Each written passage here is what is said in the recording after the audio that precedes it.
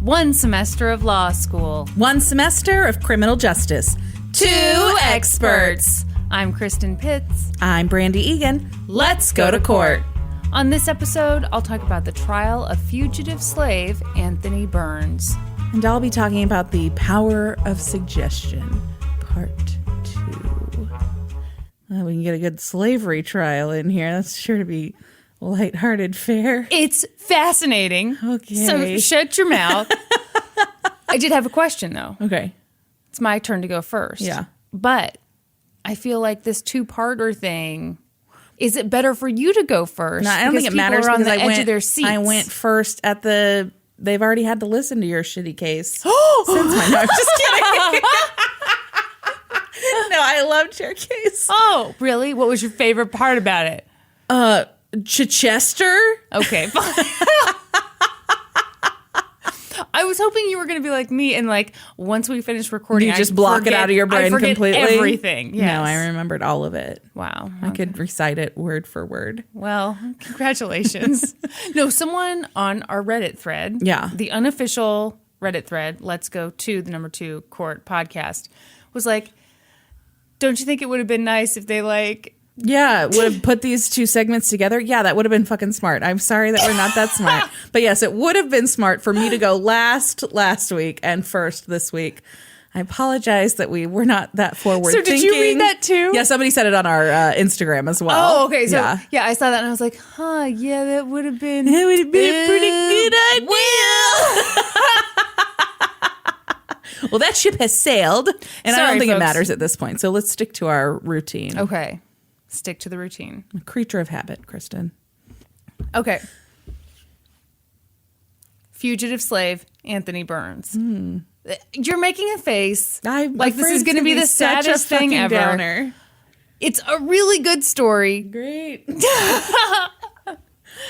Okay. First of all, shout out to famoustrials.com. Famous Trials has a huge write-up on this case. I will say, though, I'm kind of on... I already wrote my script for next week, and I'm on an old-timey kick here. And when you do the old-timey, we're talking like 1800s, 1700s, every site has different details. So I just tried to go with what... was most consistent. I mean, sometimes they were just blatant. I mean, sometimes you just really couldn't figure it out. So I just kind of went with whatever source I trusted the most or whatever seemed to make the most sense. Got it. Also, last week I talked about Adam and Connor sending us the list of Boston cases, which I'm keeping from you because I loved them. Correct. And they talked about wanting a Boston series. Yeah. And I remember thinking like, well, we'll see. I'll do a few cases. The Boston series is happening. Oh, great.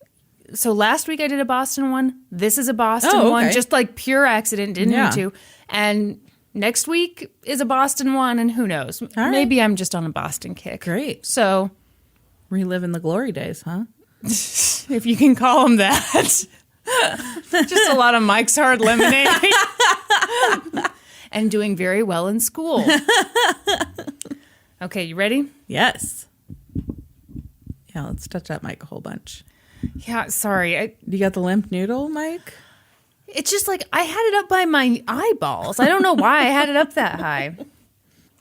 Sorry, so you know this. I don't have to tell you this, but we just ate. I know, our routine is backwards today. Yes, so like we just ate wings and we had stromboli, so like my throat is just like, yeah, it's a mess. So here we go.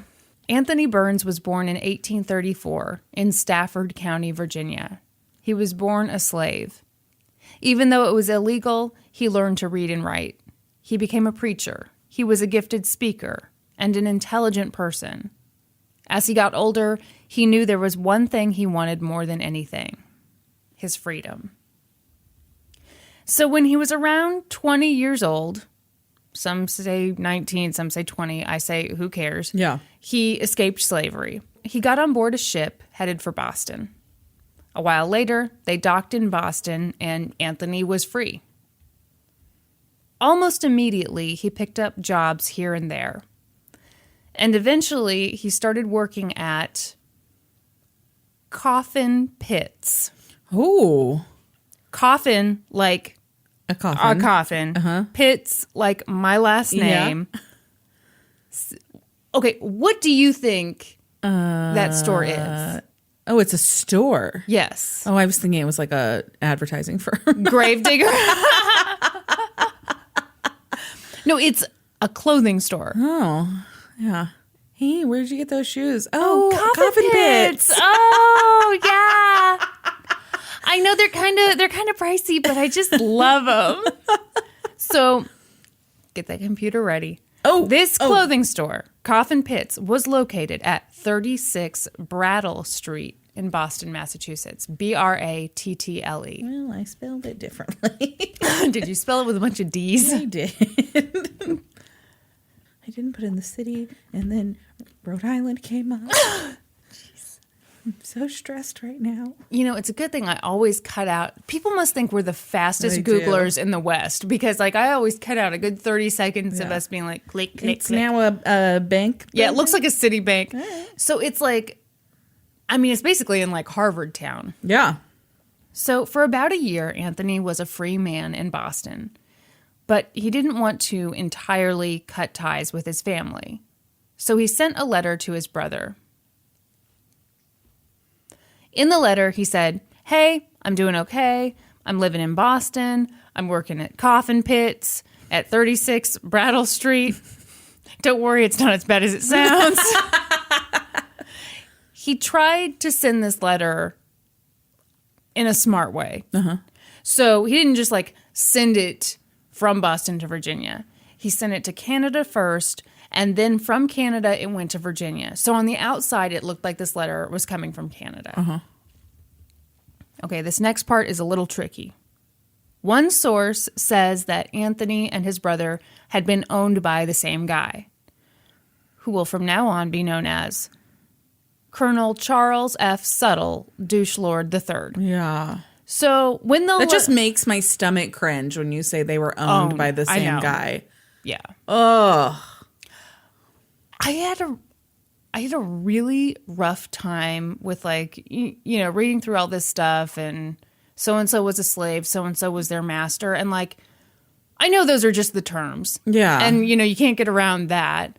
Well, actually, the way I'm getting around it is I'm not calling anyone master. I'm calling this guy Douchelord the Third. That's great. So, I love it. You know, Okay. that'll right some wrongs. Wow. I feel like there's going to be a lot of healing all thanks to this. So when the letter arrived, Charles F. Suttle Douchelord the Third opened it immediately and read it. Another source said, and I think I believe this other source, it just makes more sense to me, that Anthony's brother wasn't owned by the same guy as Anthony, and that Anthony's brother actually lived in Richmond, Virginia. So whichever Douchelord owned Anthony's brother spotted that letter, read it, and was like, "Oh my, a black man has his freedom," and then mailed it to Alexandria to give a heads up to Charles F. Suttle Douchelord the Third. To me, that just makes more sense. Yeah. Because I feel like Anthony would have been... I don't feel like Anthony would have sent it back to the place where the Douchelord lived. Yeah. You know? Yeah. Even if it did come from Canada. Right. Either way, the Douchelord gets a hold of this letter and he's pissed. He's like, that man is my property and I will get him back. And I can do that thanks to a horrible little thing called the Fugitive Slave Act. So, pause to talk about that. There's a super early law on the books called the Fugitive Slave Act of 1793. And that's not the one I'm talking about right now. I'm talking about the Fugitive Slave Act of 1850, which passed 3 years before Anthony arrived in Boston. So this law required that any enslaved person who escaped to a free state had to be returned to the Douchelord who owned them. And this is, okay, so this is the part that pissed people off big time. All the public officials in the Free State and just the regular everyday citizens of the Free State had to cooperate with this law. If a public official didn't help capture a suspected runaway slave, they could be fined $1,000. Wow. Adjusted for inflation. Yes. Give it to me. $32,000. Can you imagine? Shit. Yes. Wow. Plus, any citizen who provided food or shelter any citizen who provided food or shelter to someone who had escaped slavery could get a fine, that $1,000 fine, and they could face like 6 months in jail. Oh my gosh. Yeah. This law pissed off the free states like crazy. Yeah. It was part of the something compromise. Shit, the compromise of 1850? This is not my fucking case, Kristen. Why am I supposed to know? I'm just thinking there are going to be so many people who are angry that I don't remember. Anyway, it was supposed to be a compromise, but it just pissed off the free states like crazy because obviously, yeah. Speaking of things that people are pissed about that we don't know. Oh no. Oh no. Remember in the Rockefeller case, somebody was having a date with a Mountbatten and we were talking about Yeah, Lord Mountbatten. Yeah, so that's Prince Philip's last name. That's that family name. Yes. Really? Oh, I feel so dumb. I mean, let's just show the world that we're Midwest trash. We have no idea. You know what? I actually knew. I just didn't want to make you feel bad. My dad told me that yesterday. He was like, that's Prince Philip's family name. And I was like, no, and you were like, shut up. I did not. Well, that's good to know because honestly, Mountbatten sounds made up to me. Clearly it's not. Okay, sorry. Did you decide what compromise it is? Okay. I'm going to call it the Compromise of 1850. I'm going to Google it right now. Oh boy, I'm so smart. You ready for this? You ready? You ready to hear this? Did I tell you were wrong? The Fugitive Slave Act was passed by the United States Congress on September 18th, 1850, as part of the Compromise of 1850. Excellent. Kristen Pitts is a genius. I can't believe it says it right there.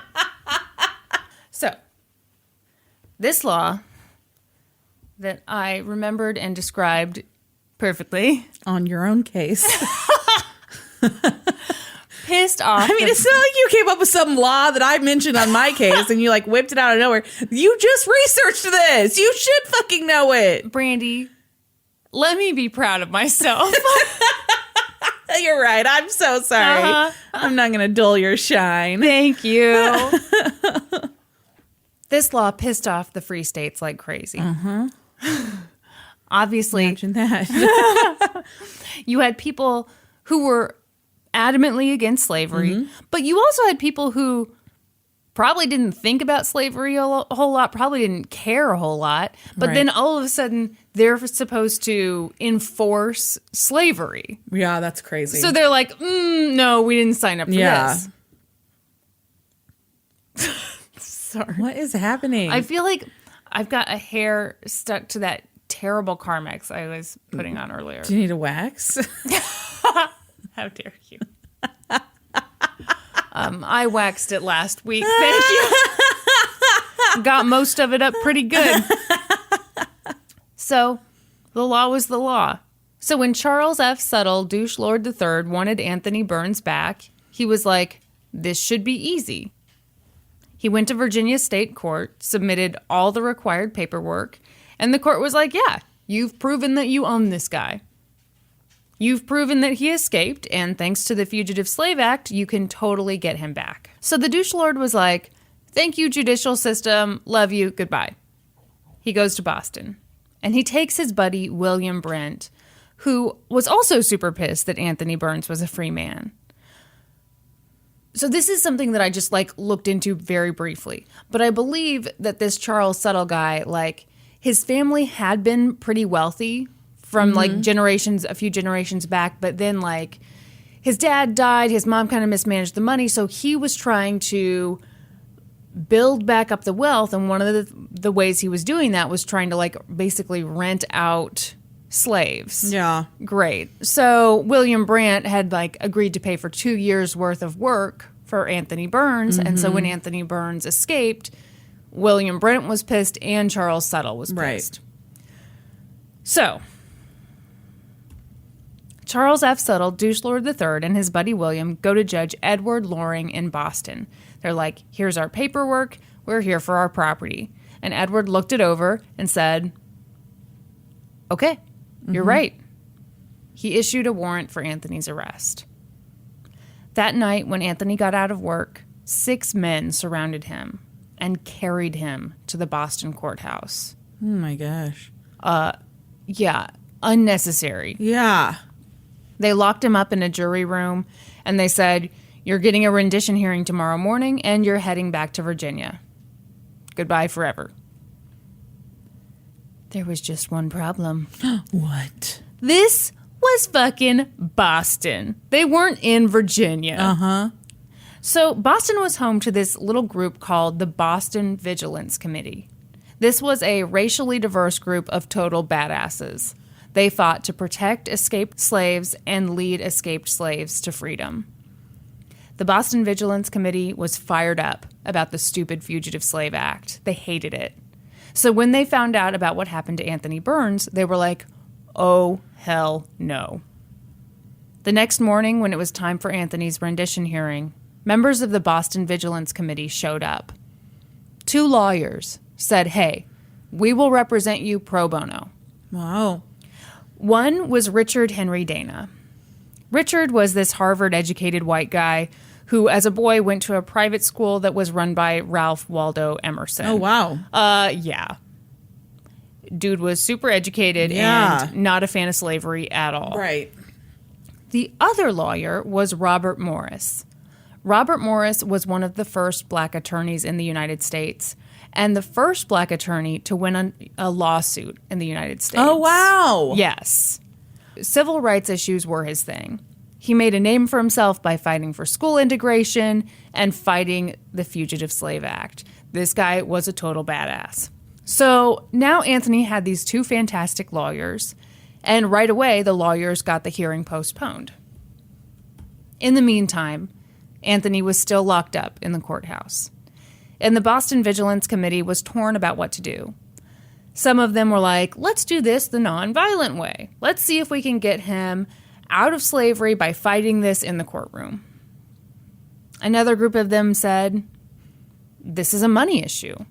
If we just go to Charles F. Suttle Douchelord the Third and pay him off, he'll go away. We can buy Anthony's freedom. Yeah. But others were like, yeah, great ideas all around. No bad ideas in brainstorming.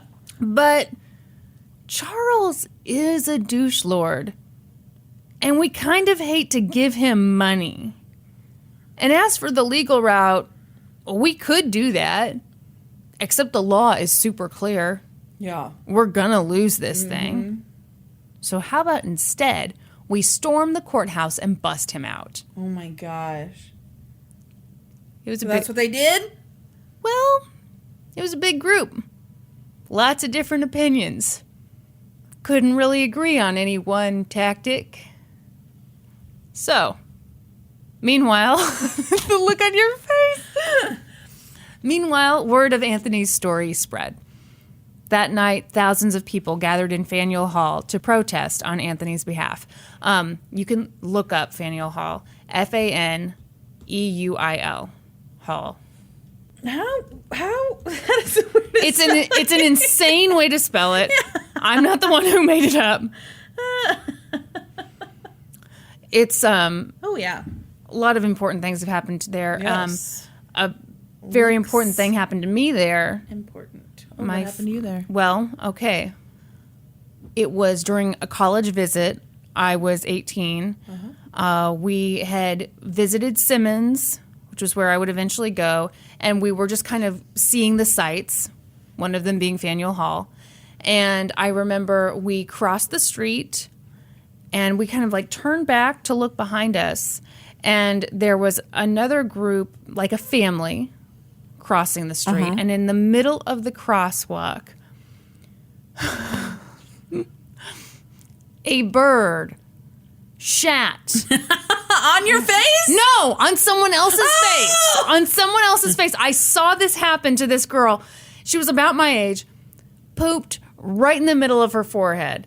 And so when I looked this up for this very important case, all I could think of was the look on that girl's face when the poop splattered. Oh, no. Poor girl.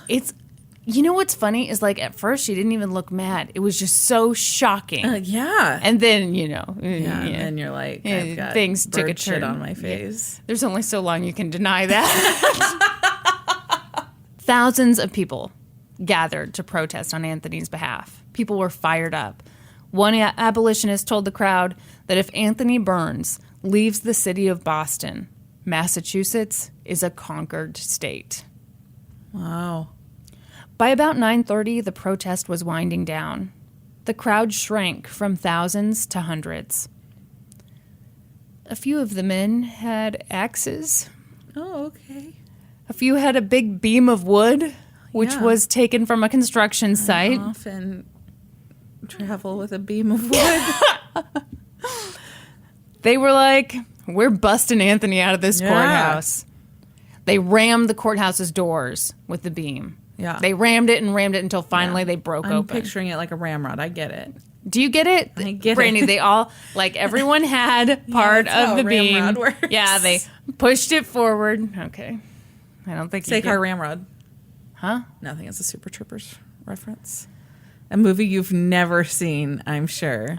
True. I've never seen Super... Actually, it's the one with the cops, right? They're actually highway patrol. They go through the drive-thru? Oh, do they? They sure do. It was chaos. There were roughly 50 guards inside the courthouse. Things got violent. And one of the guards died. Okay, here's the thing.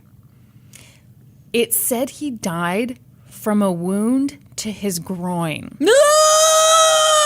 I know. And like it didn't say an axe to his groin, but I mean, dudes had axes, and I feel like... Oh, no. I know. Oh. So that's a way to go. No kidding. Soon, police descended on the scene. A bunch of abolitionists were arrested. I'm sure everyone was cupping their junk. President Franklin Pierce weighed in. He was not a fan of the anti-slavery movement. So he was like, hey, could everyone just like chill? I think the most important thing here, perhaps more important than freedom and liberty, is that we respect this law. Oh, my gosh. By the way, according to Wikipedia, he was one of our worst and least memorable presidents. Yeah, when you said his name, I was like, oh, yeah, that was the president. I'm so glad you said that because I was like, Franklin Pierce, that's one, if I'm reciting presidents, I'm never going to name him. No. By this point, Boston is a mess. We've got one dead U.S. Marshal. We've got 13 people under arrest. We've got one shitty federal law. And we've got a guy who just wants to be free. Wow. And is headed for trial. Meanwhile, a group of abolitionists were still talking about buying Anthony's freedom. They talked to Charles F. Suttle, and the douchebag was like, no way. I'll sell him, but not to anyone who's going to set him free. Oh, my gosh. Yeah. 2 days go by. Now it's time for the rendition hearing. Right off the bat, the defense loses on the legal question. Yes, a fugitive slave certificate issued in Virginia is valid. Yes, Congress has the power to insist that Massachusetts accept the certificate. Mm-hmm. So that sucked pretty bad. But then the defense took a different route. They were like, how do we know for certain that this man is the man you claim to own?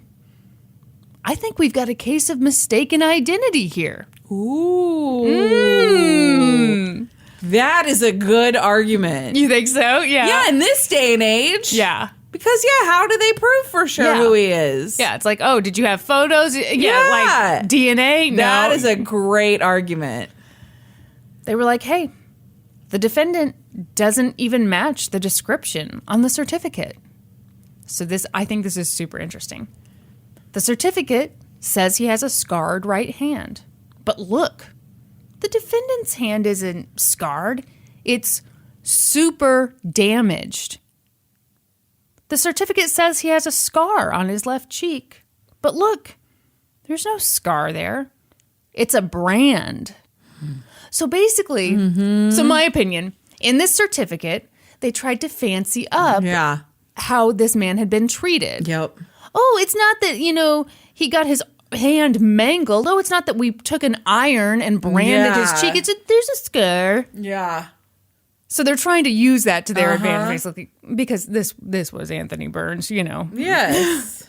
The prosecution was like, nah, dude, that's him. That's for sure him. They called up William Brent, who was the Douchelord's long-term friend. And William said, I've known Anthony Burns for years. And that guy right there, that's Anthony Burns. And by the way, when he was arrested, I asked him why he ran away. And he told me, I fell asleep on board the vessel where I worked, and before I woke up, she set sail and carried me off. Which, I mean, say what you gotta say. Yeah. But Yeah. come on. So that was pretty damning testimony. Yeah. But the defense kept fighting. Anthony escaped slavery on March 20th. So the defense called 8 witnesses who all said they saw him in Boston before March 20th. Ooh. Then the prosecution called a guard up to take the stand. And the guard said, yeah, I had a conversation with Anthony. He told me that he arrived in Boston in late March, which late March could still be March 19th, but whatever. Yeah. In closing arguments, the defense begged the judge to presume freedom. Richard said, may your judgment be for liberty and not for slavery, for happiness, not for wretchedness, and for hope. I've already messed it up. Hang on. Back that shit up. Back that ship up. I fell asleep while I was on it. Now I'm in Boston. Let me back it up. He said, may your judgment be for liberty and not for slavery, for happiness and not for wretchedness, for hope and not despair. Beautiful. Yeah. When said correctly. When it came time to rule, Judge Loring said that the Fugitive Slave Act was cruel and wicked. But ultimately, the law was the law. Anthony was sitting there listening to all of this, and he silently mouthed the word no, just as the judge ordered that he be sent back to Virginia and back into slavery. No. The people of Boston were stunned. On the day he was set to leave Boston, people hung black banners from their windows. Someone rigged a coffin to hang from a building, and they wrote the words, Funeral for Liberty, on its side. 50,000 people lined the streets of Boston to protest Anthony's return to Virginia. Wow. A ton of people, soldiers for the Army, Marines, and U.S. Marshals all escorted Anthony Burns to Virginia. By the way, I didn't get into this in the script, but this was like super fucking expensive. Yeah. This whole thing was insanely expensive because they had to like call in all these extra troops and like people got mad about that because it's like, really? Yeah. For one guy who just wanted to be free? Yeah. Shut up. When Anthony arrived in Virginia, he immediately went to prison. They kept him in a tiny cell and gave him just enough food and water to keep from dying. 4 months later, the Douchelord sold Anthony Burns at auction. A plantation owner from Rocky Mount, North Carolina, named David McDaniel Douchelord the Second, bought him for $905. By the way, the Boston people, I think they'd offered to pay either $1,200 or $1,300. So this was not a money thing. It was truly, yeah. But the people in Boston's abolitionist movement hadn't forgotten about Anthony. 2 clergymen from the 12th Baptist Church, you ready for this? Located at 160 Warren Street, Warren. Thank you. I know how to spell fucking Warren. Oh, wow. Listen to you, Battle, or Brattle, or whatever that was. I can't even remember. Roxbury, Massachusetts. Got it. I don't know if that's the same building. Surely that's not the same building. But anyway, it's this prominent African-American church that's been around forever. 2 clergymen from that church were keeping track of Anthony. They found out who had purchased him, and they turned to the congregation, and they said, please help us. You know this man's story. What can we do? Yeah.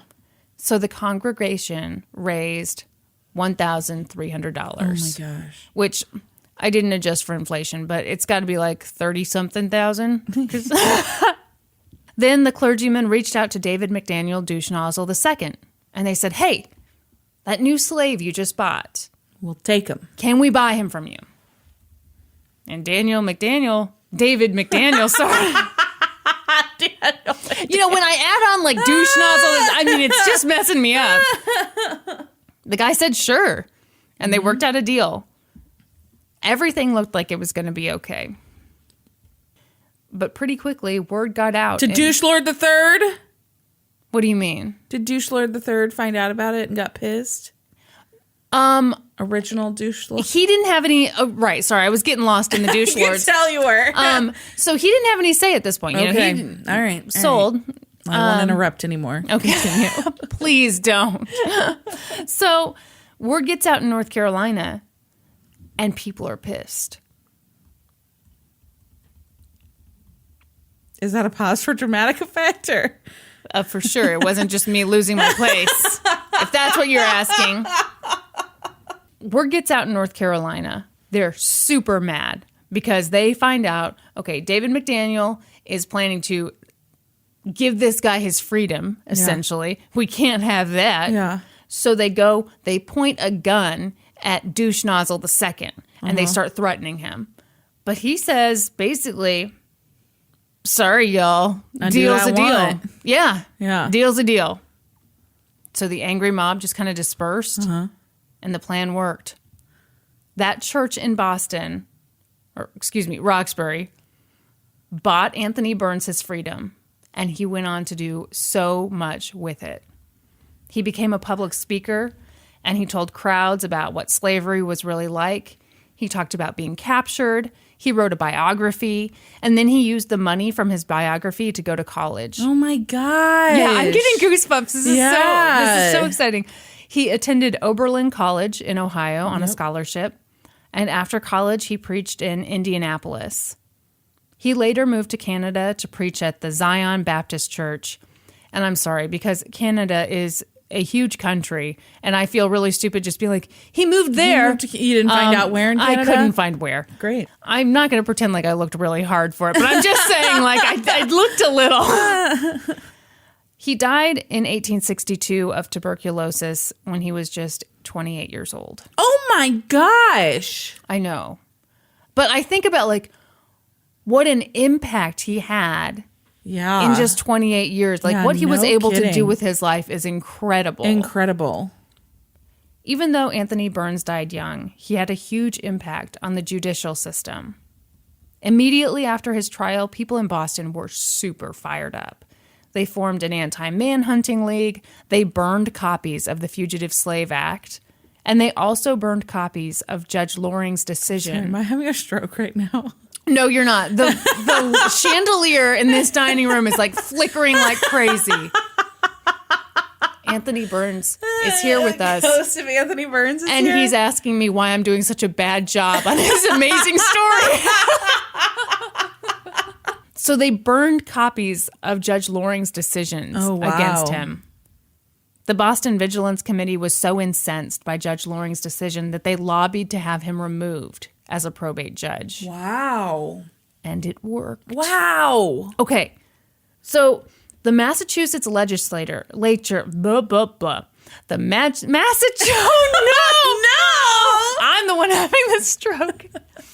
I don't know what's wrong with me today. Ooh, I think it's because we did things out of order. We did do things. I'm a creature of habit. We cannot be eating lunch before we record. We can't do open houses, lunch, then record. It has to be record, then lunch. Yeah. Whew.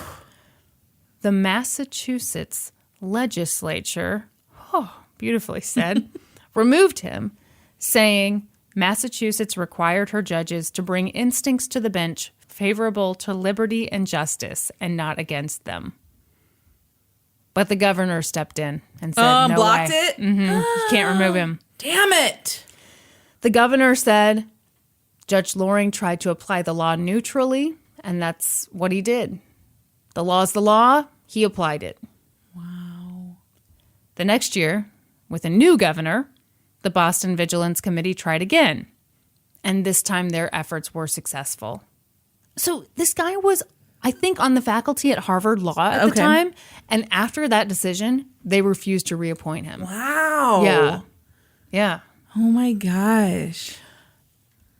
Not everyone was disgusted by Edward Loring's decision, though. Jeez. Sorry. His decision. I'm the one who decided to have lunch before the podcast. Oh, God. Oh, no. This is just... Good thing we're not recording this and letting other people listen. To this. No shit. Jeez. Whew. Get it together, Kristen. I'm trying, but I mean, like, gosh, I'm in the home stretch here. Totally fine. I like it. I'm thinking about changing the way I pronounce it. That's a decision you have to make on your own. We all have to decide for ourselves. So not everyone was disgusted by Edward Loring's decision. Great. Uh-huh. Really?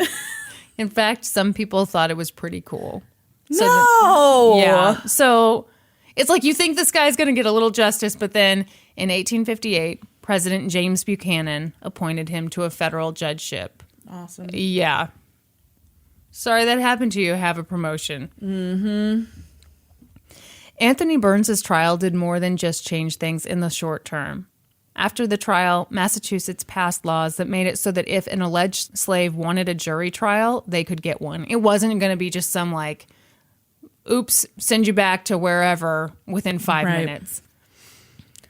The laws placed the burden of proof on the Douchelords, who claimed to own a fugitive slave, not the other way around. Uh-huh. They said that people coming into Massachusetts claiming to own a fugitive slave had to bring at least 2 neutral witnesses to prove the case. Oh, wow. So probably not some guy who also has a financial stake. Exactly. And that's the story of how one man's fight for freedom was ultimately successful and fueled opposition to slavery. Wow. So I view it as kind of an uplifting thing. Even it actually is. It sounds like it's way going to be more horrible uplifting than I thought it was going to be. Yeah. Oh my God. Whew. Wow. So on Famous Trials, like the professor who runs that site was basically like, this is one of those interesting cases where, we always kind of say, oh, judges are supposed to apply laws neutrally, just like go by the book. But can you really? Right. And he talked about like, this was a big thing, in the Third Reich. Like, judges applied these terrible laws neutrally. And should they have done that? Yeah. Well, fucking no. Like, you gotta have some morals. Yeah. I think it's interesting. It is interesting.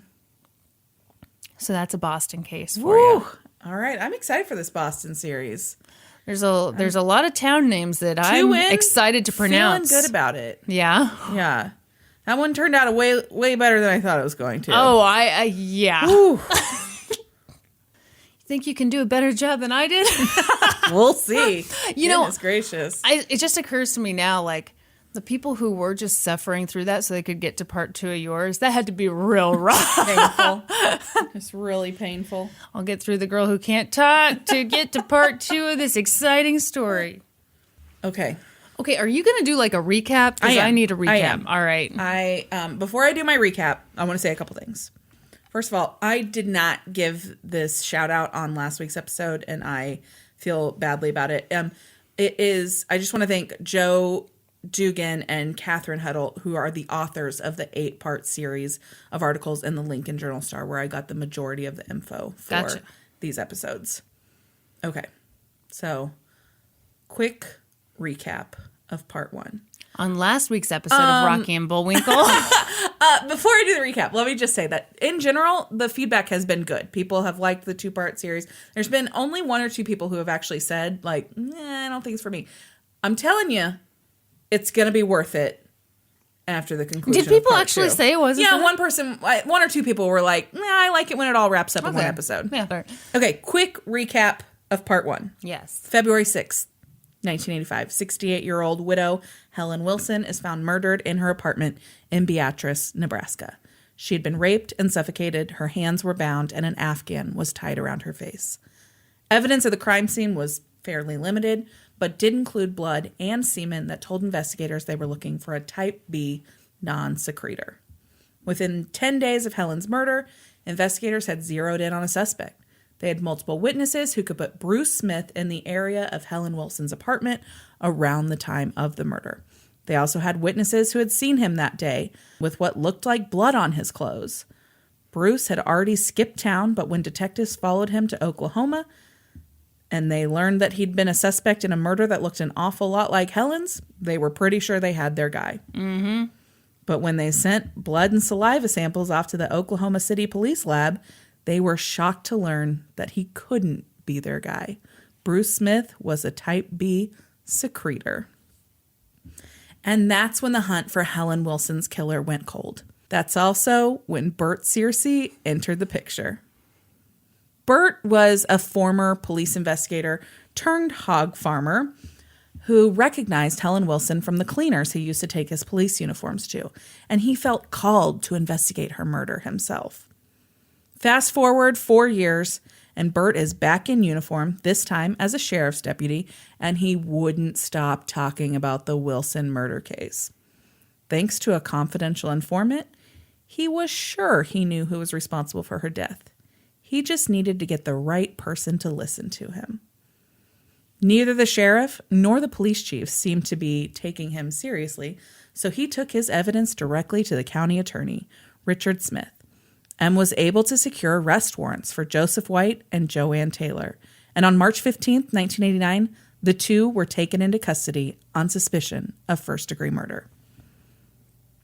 From the moment of his arrest, Joseph White maintained his innocence and said he had no knowledge of Helen Wilson's death, and he asked for a lawyer.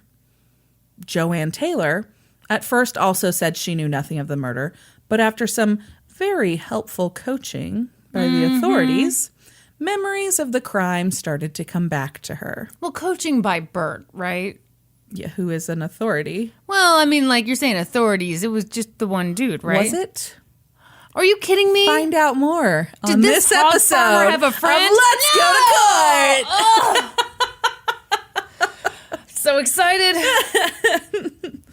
When we left off last week, Tom Winslow had just been arrested on suspicion of first-degree murder after being picked out of a photo lineup by Joanne Taylor. Mm-hmm. Winslow had also been named by the confidential informant early on, and when questioned, had claimed to be present in Helen Wilson's apartment the night of her murder, but said that he had left when White and Taylor had forced Helen Wilson into the bedroom, and she'd begun screaming. But remember... Yeah, she didn't die in the bedroom. This all took place in the living room. Now under arrest, Winslow had asked to speak to Searcey, and this time, he told him he'd been lying before. He'd simply told him what he wanted to hear at that initial interview. He'd never been inside Helen's apartment. This infuriated Searcey because it was Winslow's statement that had secured the arrest warrants for White and Taylor. Now he wasn't sure what to believe. And that's when Searcey got the call that there were some other people that he needed to talk to.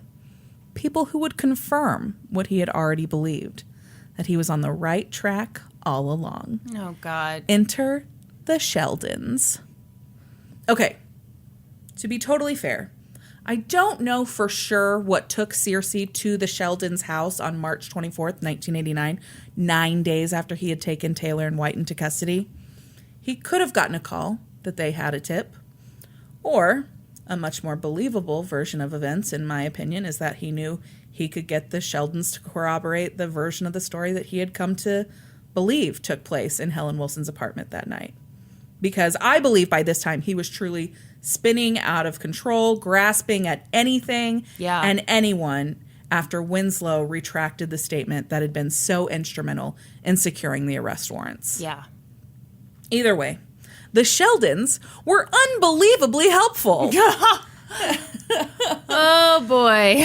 Deborah Sheldon happened to be Helen Wilson's great niece. And she grew up in foster care, so she didn't meet Helen until she was in her 20s. But she told Searcy that Joanne Taylor had confessed to the murder. In a letter she once read, but, no longer had. Well, that's too bad. I often throw out murder confessions myself. Mm-hmm. Like, I'm probably not going to need this, right? Then Searcy went and talked to Deb's husband, Cliff Sheldon, who was sitting in jail on unrelated assault charges. Does that sound familiar? Tom Winslow was also sitting in jail on unrelated assault charges when Searcy interviewed him. In fact, Cliff Sheldon was Tom Winslow's co-defendant in that unrelated assault case. Oh, no. Yes. And wouldn't you know it, he had a whole lot of information about Helen Wilson's murder. Oh, my. He was like, oh, yeah, Taylor, White, Winslow, they were all there that night. But that's not all. My wife, Deb, was there. What? And so was James Dean, this young construction worker who worked often in the area. So Bert Searcy's like, yeah, great. Getting some really good information here out of the Sheldons. How many people is this? Oh, that's we're up to 5 people now that have been... Okay, at what point do you just say, how big is this apartment? Exactly. There's one man semen there. Yeah. That's insane. So now we're at 5 people. Okay, great. So Bert Searcy went back to Deb Sheldon, and he was like, your husband says you were involved in Helen Wilson's murder. And according to him, she was like, oh, yeah, you're right, I was. I was totally there with Winslow, White, and Taylor that night. What? I remember hearing Helen scream, and I remember that my head was bleeding. I must have gotten hurt somehow. What? Yes. And Searcy's like, excellent. Handcuffs on, please. You're under arrest. And he took Deb Sheldon to jail. What? Yes. So she said she was there. Yeah, that's what he says. Oh, come on. Oh. Now it was time to track down that 5th suspect, James Dean. Everybody following along so far? We've got White, Taylor, Winslow, Sheldon, all currently in custody on suspicion of first-degree murder. Now Searcy's out tracking down the next guy implicated in the case. It was April 15th, 1989, by the time they tracked down James Dean. He was headed to a bar in Lincoln, Nebraska to celebrate his birthday. And when he got out of the car to go in, police swarmed him and placed him under arrest for murder. He told the police he knew nothing of the murder, though he did know some of the other suspects. He even agreed to take a polygraph. And when he learned that he failed it, he began to question his own memory. Oh, no. Wait, are all of these people kind of like on drugs or kind of messed up? Yep. Oh, okay. Yep. Okay. That makes sense then. Yep. So by May of 1989, we've got 5 suspects in custody. And only one, Joseph White, was flat out denying any involvement in the case. The others seemed somehow unsure of their memories, though they had all denied involvement at some point. How could that be possible? If you were present for a murder, you'd remember it. If you weren't, you wouldn't, right? I mean, unless you have someone who is manipulating you and you don't trust your own memory. I mean, if you're drugged up or I don't know. Oh. This is where the power of suggestion really started to play a role in this case. When James Dean began to question himself after he learned that he failed his polygraph, the county attorney, the sheriff, and Dean's public defender all worked together and asked Beatrice psychologist Dr. Wayne Price to evaluate him. In his report after the evaluation, Dr. Price wrote that Dean repeatedly denied any involvement in the Wilson murder. But, Price wrote, he began to realize that the polygraph was revealing, at least on the unconscious level, his awareness that he was present in the apartment. But he couldn't reconcile that with the conscious belief that he was not there. Yeah, I mean, this is so sad and terrible. Yeah, it is. Price concluded that Dean likely witnessed Wilson's death, but repressed the memory. He recommended therapy, and Dean agreed to therapy, but wanted to talk to someone else. He didn't feel Price had his best interests in mind because he was, drumroll please, What? a part-time deputy for the sheriff's office. No. Right? No. No. Yeah.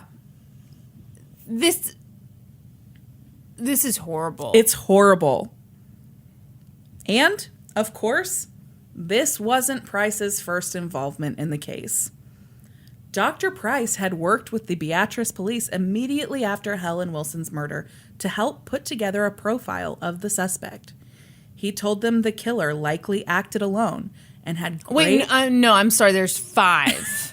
This is after she was first murdered. This is the profile he's putting together. Oh, weird. Okay, well, he got it wrong because there's clearly like 17 people involved.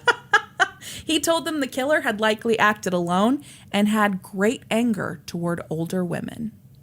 And then he would go on to have contact with all but one of the suspects in the case as it progressed. He had traveled south with detectives when they went to arrest White and Taylor. He'd actually sat in on White's initial interrogation, though he never actually spoke to him. On tape, anyway. Mm-hmm. And he'd actually been Joanne Taylor's psychologist through the public health system before she was a suspect in the case. Wait, say that again, sorry. Dr. Price was Joanne Taylor's psychologist through the public health system in Beatrice before she was ever a suspect in the case. He was actually the first person she saw when she got back to Beatrice after her arrest. Dr. Price also met with Deb Sheldon at the request of her public defender to evaluate her for competency. I'm surprised these public defenders are it blows my mind. That just shows that these public defenders do not have their clients' well-being in mind all the time. I mean, not these ones, no. Yeah. I also wonder, like, when you're in a town this small, is it hard to find? I don't know. But even then, I feel like you've got to... There's not a psychologist who's not also a sheriff's deputy? Yeah. That's what I'm saying. Or like, surely there's the next town over. Exactly. Yeah, they're not that far from Lincoln. Okay, then go to freaking Lincoln. That's right. That one dude was going to Lincoln to go drink. For his birthday. Yeah. Yes. So... he'd met with Deb Sheldon at the request of her public defender to evaluate her for competency. Sheldon had actually already pled guilty at this point, but said she was having trouble remembering the details of that night. Well, yeah, because she wasn't there. She said she needed help remembering the details so she could help make things right by testifying against the others. Oh, God. Dr. Price also saw Tom Winslow at some point, but later he couldn't remember if it was as a regular patient prior to his arrest or if it was after he was already a suspect in the case. And he was also about to meet with our next suspect, who we haven't yet met. The only person in this case he never met with independently was Joseph White, who also happened to be the only one who was consistently claiming his innocence. Yeah, that is disturbing. Yeah. Yeah. All right. Time to meet our last suspect. Oh, my God. So at this point, we've got 5 suspects, but there's one big problem. None of them did it? None of them are type B. Oh, that's too bad. So they're like, all right, who else you got? Who else you got? You're bound to find someone eventually, and right? that's when the name Kathy Gonzalez came up. Kathy Gonzalez was living in Denver in May of 1989 when detectives came to speak with her. But she had lived above Helen Wilson at the time of the murder. Kathy's name had surfaced as a suspect during an interrogation of Deb Sheldon. Kathy maintained that she knew nothing about the murder, but agreed to come back to Nebraska to answer their questions and clear her name. In Nebraska, she continually denied any involvement. but began to question herself when detectives told her that multiple people were claiming her involvement. Oh. A lie. Oh, that was just a flat lie. It was just a flat lie. Her name had only come up once, and it was from Deb Sheldon. Oh, my gosh. So Kathy Gonzalez was like, I legitimately have no involvement. I have no memory of this. She has to be hypnotized to free some long suppressed memories, but the court discouraged it. Anything divulged during a hypnotism would likely be deemed inadmissible in court. Yeah.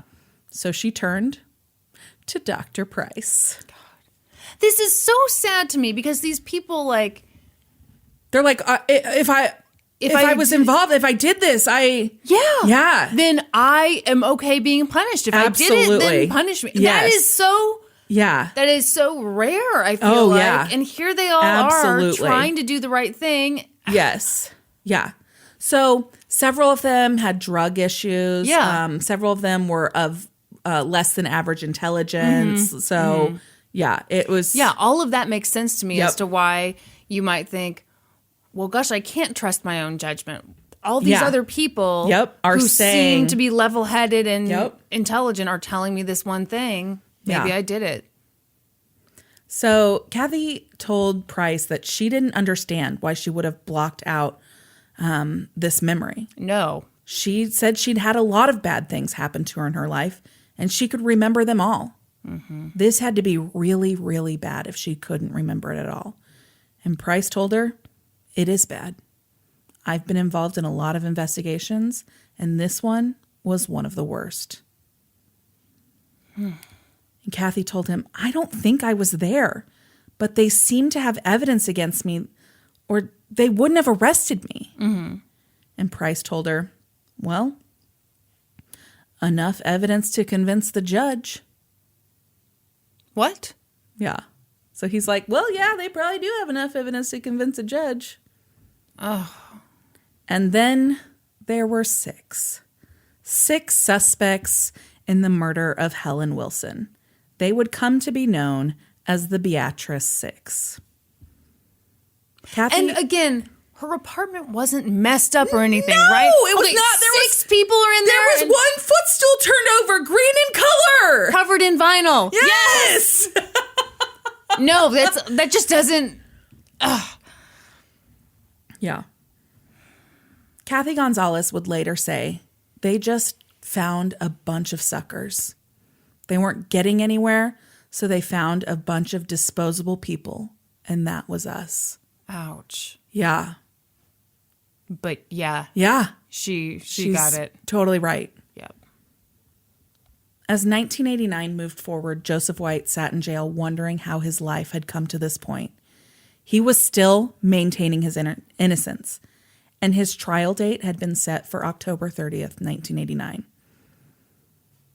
He could maintain his innocence until he was blue in the face, and he would, but the others were starting to stack up against him. Deb Sheldon, someone Joseph White had never even met, had already pled guilty to aiding and abetting second-degree murder. She told authorities that she saw White beat and rape her great-aunt Helen, and she was ready to testify against him. Next came James Dean. He started talking. He told investigators that he now remembered being with a group of people who broke into the apartment and attacked Helen Wilson. When asked by the county attorney, who often sat in on the interrogations, why he suddenly remembered this when he denied involvement previously, he said it came to him in a dream. Oh. Well, I feel I remembered it in my sleep, Dean said.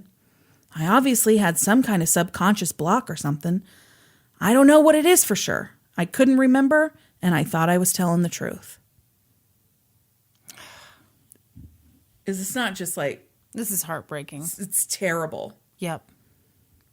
And where were these other people's consciences? Right. They knew what was going on. Mm-hmm. Pretty quickly after that, Dean went from a confused man, unsure of his memories, to a full-on chatterbox. He gave authorities a series of 5 more statements over the course of 2 months, all of them different. And then Searcey played Dean the crime scene video. Upon seeing Helen Wilson's lifeless body, he buried his head in his attorney's coat and sobbed. Then he said he was ready to plead guilty to aiding and abetting second-degree murder. In doing so, he agreed to give total cooperation to the state of Nebraska.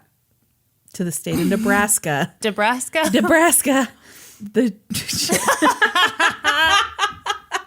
I love that Lady Gaga song. In doing so, he agreed to give total cooperation to the state of Nebraska regarding the homicide of Helen Wilson. The plea bargains for Dean and Sheldon reduced the possible punishment from death. They were told they were facing the death penalty. Oh my gosh. To a maximum of 10 years in prison. Well, who wouldn't take that deal? Yeah. Even if you knew nothing. Yeah, you're not going to risk dying. Yeah. During depositions, both Dean and Sheldon said much of what they recalled from about the murder came from dreams. Dean estimated 90% of his memories were revealed to him as he slept. Ugh. And Price had encouraged it. What does that mean? He was like, think about what comes to you when you're sleeping. Those are your repressed memories. He told this to both of them. I believe he told it to all of the people involved in the case, but these are the two that recovered the most memories while they slept. Oh, well, great. Then I've got a lot of stuff to confess to. Right? If that's how that works. Yeah. And the stories they told were devastating for White. They said a group of 6, White, Taylor, Sheldon, Dean, Tom, Winslow, and Kathy Gonzalez, had broken into the apartment with a plan to rob the woman.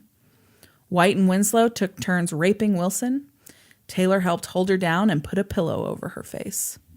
But it wasn't a pillow. It was an Afghan, right? That's correct. Okay. Guess he needs to keep dreaming. Right? Is there any part of this that you remember from actually being there? White's attorney asked Dean during a pretrial deposition. Oh, well, when you dream about something you did, you were actually there. No, dude. Yeah. What? Yeah. That is the direction that he was given from Dr. Price. That's nonsense. Yeah. Yeah. Ugh. When Dean was asked to give a physical description of Joseph White, the man he claimed to have seen rape and murder Helen Wilson, he couldn't do it.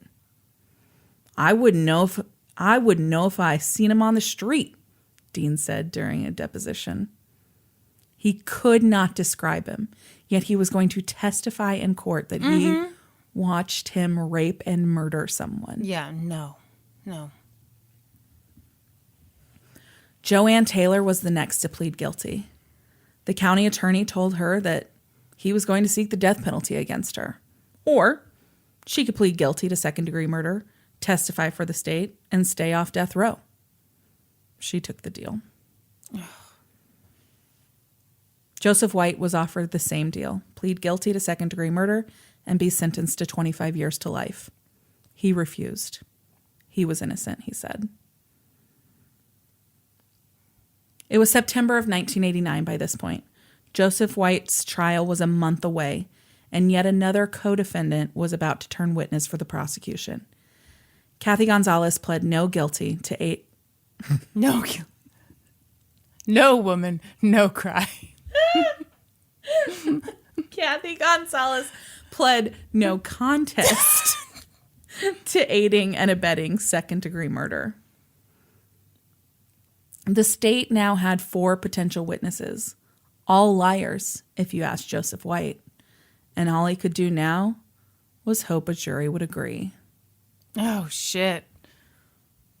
On October 30th, 1989, 26-year-old Joseph White walked into a packed courtroom to stand trial for the murder of Helen Wilson. County Attorney Richard Smith thought he had a solid case. He had confessions and guilty pleas from 3 of the people charged in the case, and a no contest plea from a 4th. 3 of them were ready to testify against White. What he didn't have was a single piece of physical evidence to tie any of them to the scene. In opening statements, White's attorney asked the jury to consider the credibility of Joanne Taylor, James Dean, and Deborah Sheldon. He noted that Taylor said in her statements that she was so high that she saw paint bleeding down the walls of Helen Wilson's apartment. He also pointed out to the jury that she had given several different versions of events over her many statements. As for James Dean and Deborah Sheldon, their memories had been recovered from dreams. How reliable could that be?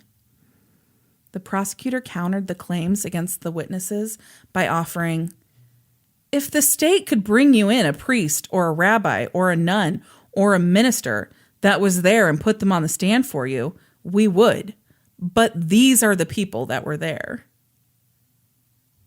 Okay, that... No, that doesn't work. Right. That ignores the stuff about 2 of these people saying it was all a dream. Right. Yeah. And you can't just ignore that. Right. Yep.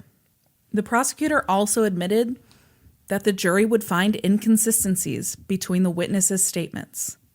But he said that all 3 would say White was there and that he'd raped and murdered Helen Wilson. Well, that's a powerful thing to say. Yeah. It all started in a bathroom, Deb Sheldon testified. On the night her great aunt was killed, Taylor and Dean met to talk in a bathroom of a friend's apartment. Then the 3 of them went riding around with Tom Winslow and Joseph White, who they knew as Lobo. They ended up at Helen Wilson's apartment. Her great aunt recognized Sheldon and said hello. Then Taylor and White started shoving the woman around, elbowing Sheldon when she tried to stop them, knocking her into a wall so hard that her head was bleeding and she passed out.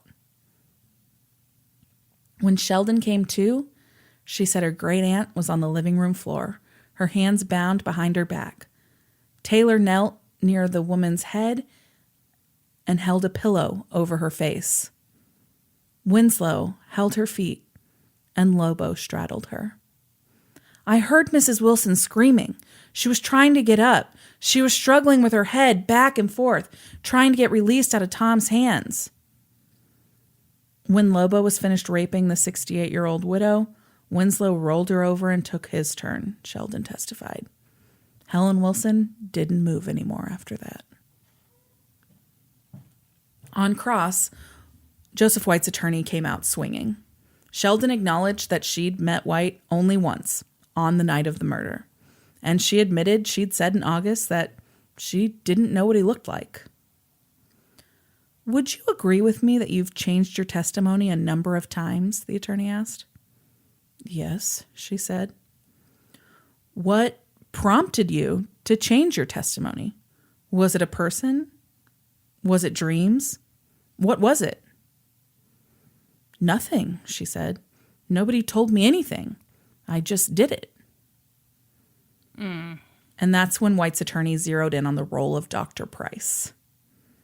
And Dr. Price helped you with your memory regarding those dreams, didn't he? Yes, Sheldon replied. Now, do you remember telling me in the deposition that everything you recalled about this murder you remembered in your dreams? And she said, I remember it by seeing it. I know exactly.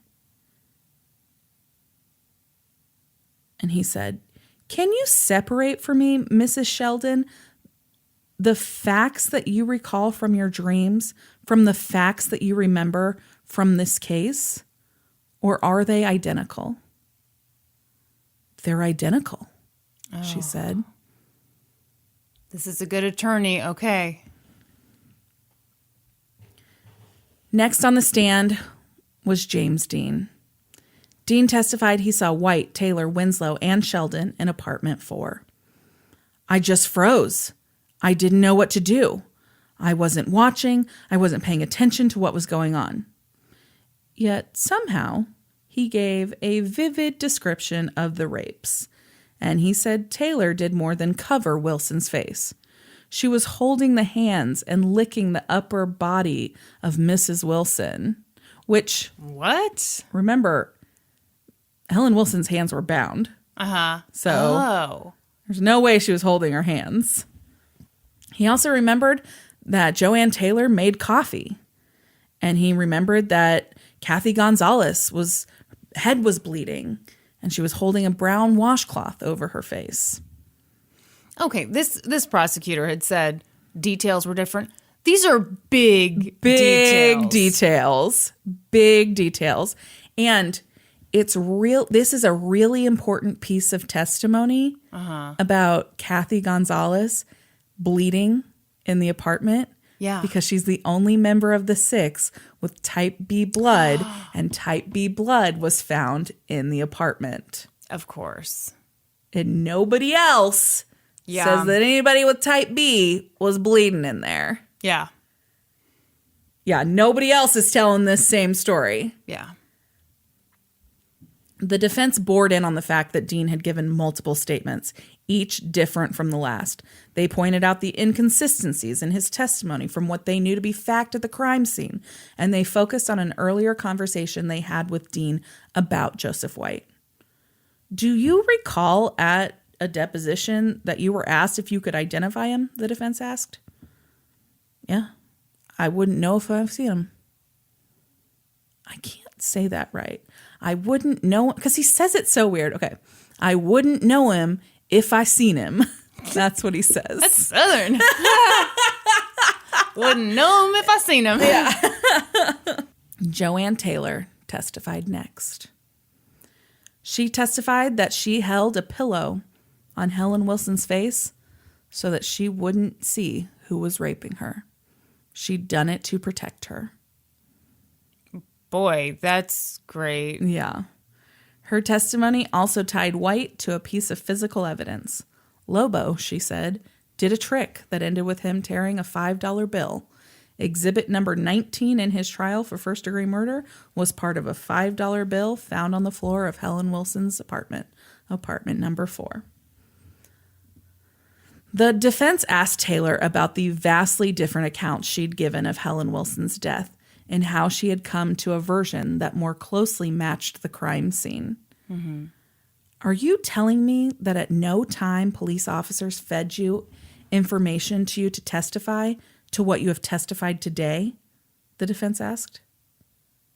I wouldn't say they fed it to me, no, sir. Then I take it that the information they gave you was pretty influential in helping you remember, the defense countered. Yeah, it helped me sort things out a lot. Oh, I bet it did. Had they not helped you with the information, do you think you'd be able to remember anything? No, Taylor answered. Wow. Yeah.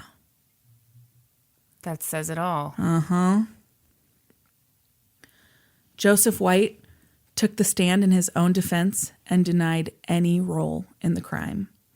He said he'd never done a trick with a $5 bill, and he'd never even met Deb Sheldon. And can we just... How common is it in a rape and murder scene for someone to do some trick? Yeah. Right? Yeah.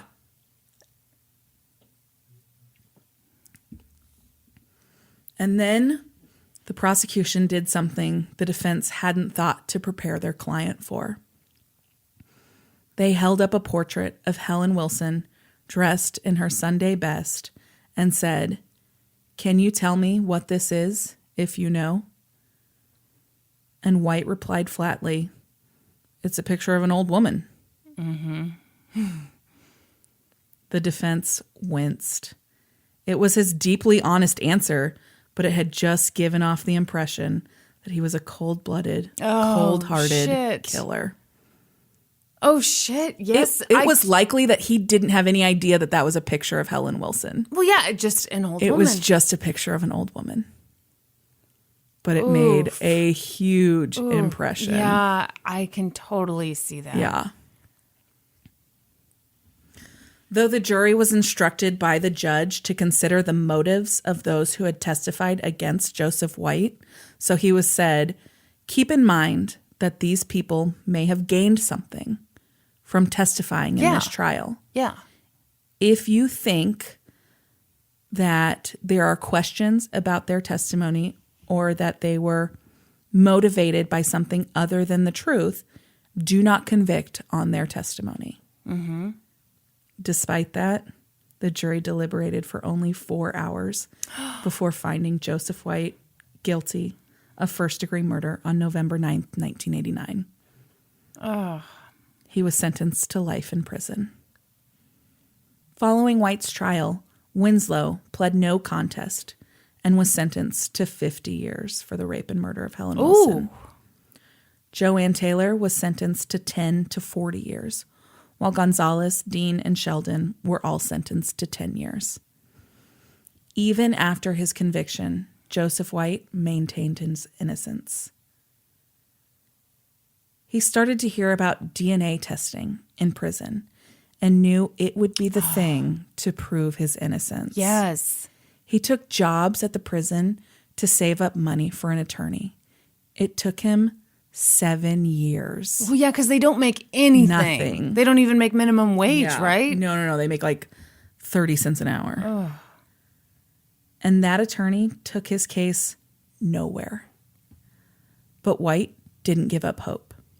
In 2001, the Nebraska DNA Testing Act took effect. It allowed people convicted of felonies to file motions for DNA tests if the technology was unavailable at the time of their convictions. White wrote to a law firm in Norfolk that he'd heard was good at post-conviction appeals. Wait, Norfolk? Yeah, what did I say?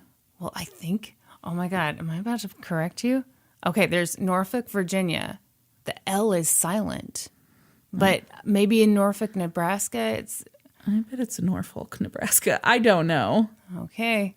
People, tell us. And if Brandi has finally mispronounced something, over please. in Missouri, they pronounce the L and everything. They call it Versailles, Missouri. Well, we're a classy state. So he wrote them in 2001, that law firm, but he heard nothing back. Then in 2005... Oh my gosh. The senior partner from that firm, Doug Stratton, was at the prison meeting with another client, and he decided that he would tell Joseph White face to face that he wouldn't be taking the case. 4 years later! Boy, not a moment too soon, right? Can you imagine? Yeah, didn't hear anything back. And then 4 years later, a senior partner at that firm shows up and is like, hey, I just want to let you know we're not going to take your case. And I'm sure he was like, I'd kind of put that together. Yeah. Thank you. But something happened in that meeting, and Stratton changed his mind. Oh, wow. He started looking into the case, interviewing co-defendants, and he saw what a shit show it was. He urged Winslow to get representation and fight for DNA testing at that time, too. And in October of 2005, both men filed motions to have the crime scene evidence tested. On August 28, 2006, a district judge denied both motions. What? Essentially, the judge said a favorable result for White or Winslow would only suggest one or the other didn't rape Wilson. The men could still have participated in the crime in other ways. So, they appealed that decision to the Nebraska Supreme Court. And the High Court ruled in their favor on November 2nd, 2007. Oh, okay. Kristen's birthday. Hey. More than 22 years after Helen Wilson was murdered. The justices decided DNA testing might exclude both White and Winslow as sources of the semen. Such a result would have caused jurors at White's trial to seriously doubt the testimony of Taylor, Dean, and Sheldon. Yes. Run the DNA tests, they said. In 2008, so this is just like slogging along. Like, This is so sad. I mean, Yeah. once the judicial system has their claws Oh, in yeah. you're done. So in 2008, the Human DNA Identification Laboratory at the University of Nebraska Medical Center tested blood and semen samples recovered from the apartment. 2 cuttings from Helen Wilson's nightgown were tested. 2 slides and a cutting from the carpet were tested. A slide of fluid taken from inside Helen Wilson was tested. And they also tested blood from White, Winslow, and Wilson. Lab analysts used a method that required only tiny samples to extract DNA. The age of the sample mattered little, but it needed to be free of cross-contamination. Right. In other words, if the police who collected the evidence contaminated it with their own cells, the tests wouldn't work. Oh, no. What are you about to tell me? So they send these tests off, and the tests worked. They also excluded White and Winslow. Of course. Additionally, none of the crime scene DNA matched Taylor, Dean, Sheldon, or Gonzalez. Oh, my gosh. It belonged solely to Helen Wilson and an unidentified male. Yep. Joseph White was released from prison on October 15th, 2008, after serving more than 18 years in prison. God, that's terrible. Tom Winslow was released 2 days later. Joanne Taylor, the only other co-defendant still in prison, was released in November. On November 10th, 2008, Joseph White was fully exonerated. His 5 co-defendants could not be exonerated in the same way as they had pled guilty or no contest. But on January 26, 2009, they were pardoned by the state. Wow. They are the first 6 people in Nebraska history to be exonerated by DNA evidence. Each member of the Beatrice Six was paid $500,000 in compensation by the state of Nebraska. That's it? Joseph White died in a workplace accident in 2011 after receiving only $25,000 of his compensation. The rest went to his estate. Isn't that devastating? Yes. His life was stolen from him. It was. He shouldn't have had to be working Right. after that. He Right. should have been set for life.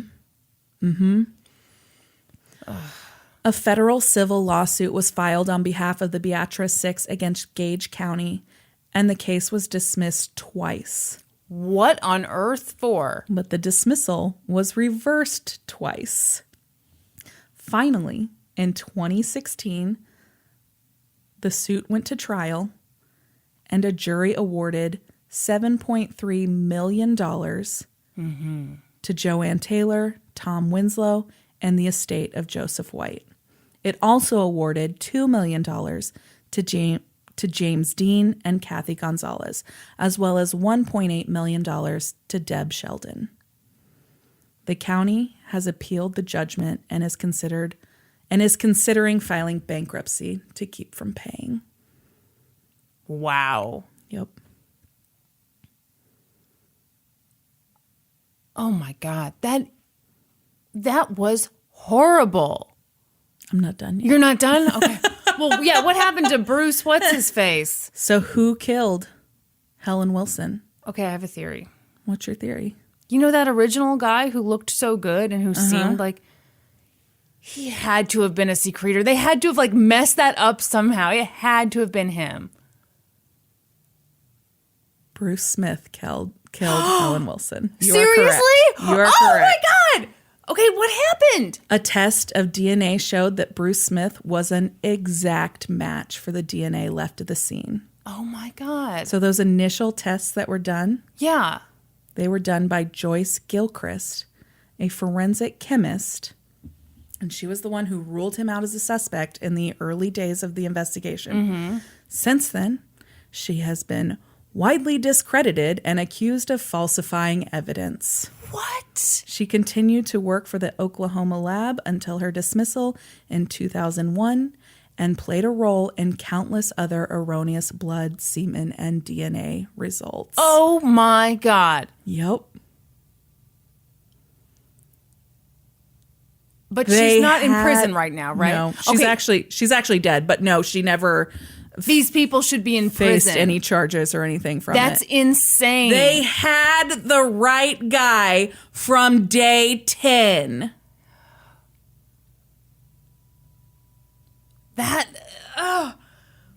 Does that not blow your fucking mind? I mean, really, what blows my mind is everything that came afterward. Mm-hmm. Because someone messing up at a lab, or even like, I don't know why she would purposely. I don't know that it was purposefully but done. maybe, I think she was probably just really fucking terrible at her job. Yeah, it sounds like she didn't know her ass from her Yeah. elbow and then messed that up. I'm surprised they didn't push more, considering all the evidence against that guy. Mm-hmm. But then to go after these innocent people, and they weren't even people who looked good for this, you know? I mean, it just didn't Let make me any tell sense. you how much it didn't make sense. Okay. So, after the exonerations, a task force started looking back over the case to see how it could have gone so wrong. Well, no kidding. They need to learn some lessons. And it was glaringly obvious that Burdette Searcey had developed tunnel vision based on a false theory from the very beginning. He believed that Joseph White was the prime suspect in that unsolved string of attacks on elderly women in 1983. Do you remember me talking about that in the last episode? Yeah. That had formed the whole basis of his investigation and theory about the Wilson murder case. But Joseph couldn't possibly have been a suspect in those cases. He was in the Army at the time, stationed at Fort Hood, Texas. The task force then put together a laundry list of inaccuracies from Searcey's theory. Wilson's apartment exhibited every hallmark of a sex crime, not a robbery. Well, they didn't take anything. Yes, the original police investigators also had thought it was a sexually motivated killing. At White's trial, 2 witnesses testified that the apartment had been searched for cash, but investigators found no sign of ransacking. Yeah. More to the point, $1,300 in cash was left in Wilson's purse. Yeah, what are they, the worst robbers ever? Yeah. And I'm sorry, there's 6 of them, and one of them doesn't look in the purse? Yeah. No. I guess they were too busy doing that fun trick with with the $5 bill. In addition, investigators on the task force had never known rape to be a spectator crime. Right. None could think of a sexual assault in which the rapist took women to watch. Yeah, that is... I didn't even think about it that way. That is weird. Yes. The DNA results decimated the eyewitness testimony of Joanne Taylor, Deborah Sheldon, and James Dean, testimony that was the heart of the prosecution's case. Clearly, White and Winslow did not rape the victim. And if those witnesses were telling the truth, where was the blood Sheldon left on the bedroom wall from the head wound? Yeah. That blood had been Bruce Smith's. Of course. Where was the type B blood from Kathy Gonzalez? Blood she had spilled after, being kicked in the nose or whatever when she was holding that washcloth. Again, it was Bruce Smith's blood. Mm-hmm. If anyone else was involved in this crime, they miraculously left no biological evidence behind. Looking further into this, the task force members interviewed the witnesses. Taylor and Dean said that they had lied in 1989 to cut deals with the state. Yeah. Both gave polygraphs to the task force that indicated that they were telling the truth this time. Only Sheldon stood behind her trial testimony. Oh. She claimed it was the truth. That poor woman. None of the 6 knew Bruce Smith at all. There was no connection of them from any of these 6 to the actual killer. So the task force dug deeper. if Taylor, Dean, and Sheldon lied, how did they essentially tell the same lie? Because it was fed to them. And they found their answer in the interrogation tapes. Mm-hmm. The 6 surviving tapes revealed multiple examples of leading questions posed by Searcy and Police Sergeant Sam Stevens. The interrogations also mentioned details from the crime scene never released to the public, details which may have helped the witnesses seem more credible. A couple of times, the suspects changed their stories or produced more accurate details after breaks in the tape. The task force then found something that was both the smallest detail and the biggest red flag. Lisa Brown, Searcy's confidential informant. Remember her? Yes. She's at the very beginning of this story. She's the one who saw 1018, memorized jackets, memorized the make and model of the car. Yep. Mm-hmm. So in her original statement, she said that Joanne Taylor came up to her at 7:30 a.m. on February 6, 1985, and they stood outside the school and they watched as the police cars were over at Helen Wilson's apartment. And she said that Taylor said, "I just killed a woman in there, and I can tell you exactly how she's laying, and I can prove it because there's a footstool knocked over. It is vinyl covered and green in color." Mm-hmm. There's a significant problem with that story. And it was a discrepancy that was originally overlooked by the investigators, by the prosecution, and by defense attorneys. Oh my God, what? The timing is wrong. Wilson's brother-in-law didn't dial 911 until 9:29 a.m. Oh! Whoa! Yeah. Okay, that's terrible. Yeah. Police cars. Were those defense attorneys just asleep? I don't know. That's crazy. Yeah. Police cars wouldn't have arrived at Helen Wilson's apartment that day until Lisa Brown was well into her school day. Yeah. To this day, Burt Searcy believes that his investigation was not flawed. He believes that 2 crimes took place in Helen Wilson's apartment that night. First, he believes that those 6 people broke in and killed Helen Wilson. Then, no. in a separate crime, this guy is not this stupid. Bruce Smith entered Helen Wilson's apartment sometime later, found Raped a her dead body, and raped it, leaving behind the physical evidence. "I'll go to my deathbed on that," he said. Okay.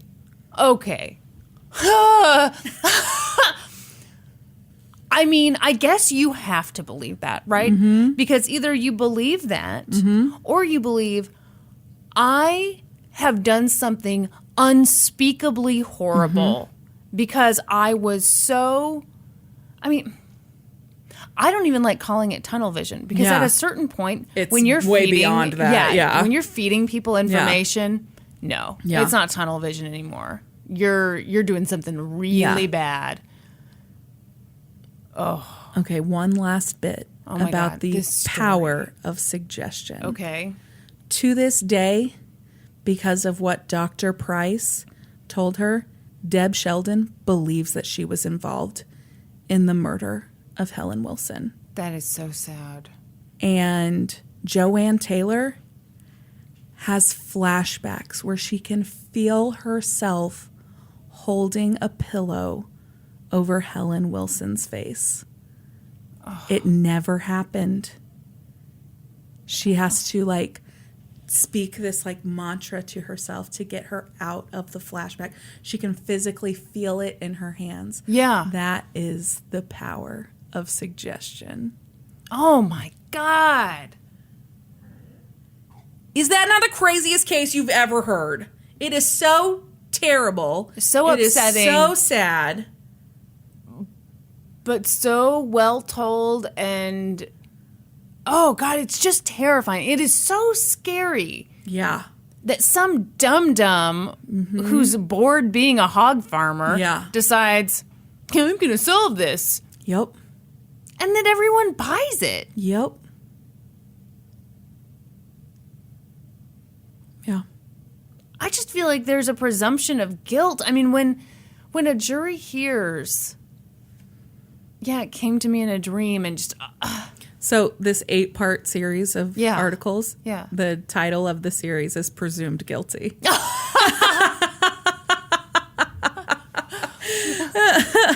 Good title. Very good title. Oh my God, that was so good. Worth 2 parts, right? I totally agree it was worth 2 parts. This needs to be a documentary. It's nuts. Nobody has heard of this case. It's so good. Yeah. So good. It's nuts. And I feel like nobody has heard of it. So what's Bruce doing now? Bruce is just hanging out? Bruce died of AIDS in 1992. Wow. Well before they were able to confirm that he is the one. Oh, I'm sorry. I meant the other Bruce. Bert? I was like, wow, didn't see that coming. Okay. No, Burt Searcey? Sorry. Okay, so I tried to find this. Yeah. The latest mention I can find of him is 2016. Uh-huh. And he was still in uniform. No. Yep. As a sheriff's deputy. That's deeply disturbing. I don't even know what to say to that. Yep. Oh. Mm-hmm. Did you find him on Facebook or something? No, I found his LinkedIn, but his LinkedIn says that he still is currently. But I found an article where he was, because he testified at the civil trial. Where he was like, don't worry, we got it. Yeah. Yeah, that's where he testified that he believed that his investigation was not flawed. And that just, 2 different crimes happened in that apartment that day. That is the dumbest That's the dumbest fucking theory. Yes. So what? 6 people went in, murdered someone, didn't leave behind a shred of evidence. Didn't take anything, didn't really mess anything up besides the footstool. They kicked that thing over. He also claims that this is the case because they made coffee. There was coffee made in the apartment, and there were several mugs out with coffee in it. It's not true. It's not on the crime scene videotape anywhere. It's completely a false memory of the crime scene. Okay, and I'm sorry. Even if that were the case, that's not enough for me. Right. Oh, cups of coffee left out? I've got 3 upstairs. Oh, that's insane. Yeah.